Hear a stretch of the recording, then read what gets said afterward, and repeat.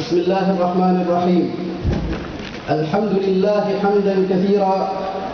والصلاة والسلام على نبي الهدى الذي أرسله الله شاهدا ومبشرا ونذيرا، وعلى آله وصحبه أجمعين. سعادة الشيخ راشد بن محمد السعدي المحترم، عضو مجلس الشورى بولاية صنعاء، راعي حفلنا الكريم، أصحاب السعادة، ضيوفنا الكرام، حضورنا الكريم، إن الشعوب حينما تحتفي بأعيادها الوطنية إنما يأتي ذلك تمجيدا للأيام المشرقة في تاريخها، ونحن اليوم نحتفي بذكرى ومناسبة وطنية جليلة، ألا وهي العيد الوطني 41 المجيد، لنفتخر ونعتز بما تحقق لنا من منجزات حضارية طيلة العقود الماضية. ضيوفنا الأعزاء، إن من ضمن توجيهات باني هذا الوطن المعطاء حضرة صاحب الجلالة السلطان قابوس بن سعيد المعظم حفظه الله ورعاه إصدار تعليماته بتطوير سياسات التعليم العام والتعليم التقني والمهني بما يتناسب مع التنمية التي تشهدها البلاد. ومن أقواله: إن بناء الإنسان العماني وتكوين شخصيته المتكاملة وتعليمه وتثقيفه وصقله وتدريبه في مقدمة الأهداف النبيلة والغايات الجليلة التي نسعى إلى تحقيقها من أجل توفير العيش الكريم لكل فرد على هذه الأرض الطيبة المعطاءة. حضورنا الكريم، خطت الكليات التقنية منذ تأسيسها وحتى اليوم خطوات ثابتة نحو التطوير المنهجي العلمي بها، واستطاعت أن تحتفظ بمكانة علمية مرموقة بين نظيراتها من مؤسسات التعليم العالي الأخرى بالسلطنة،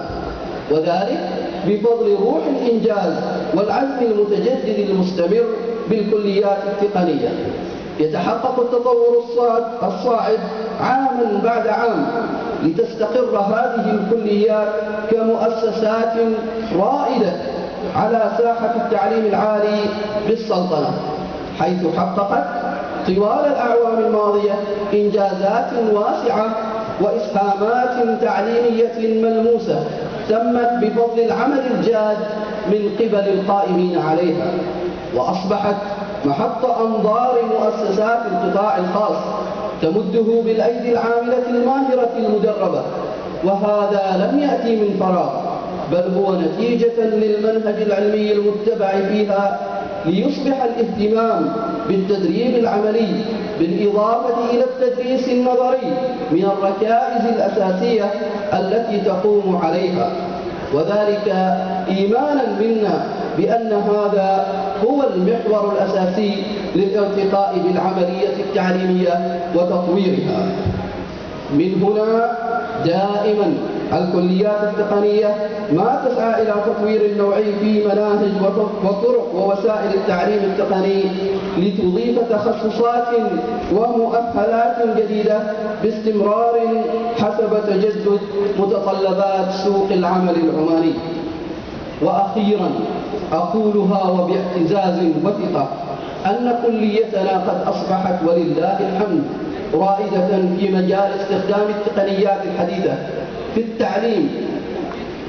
سواء داخل القاعات الدراسية أو خارجها، مع التركيز على إعداد الطلاب بشكل متكامل كي يكون قادرا دائما ليس فقط على التعامل الواعي مع التقنيات المتاحة في مواقع العمل،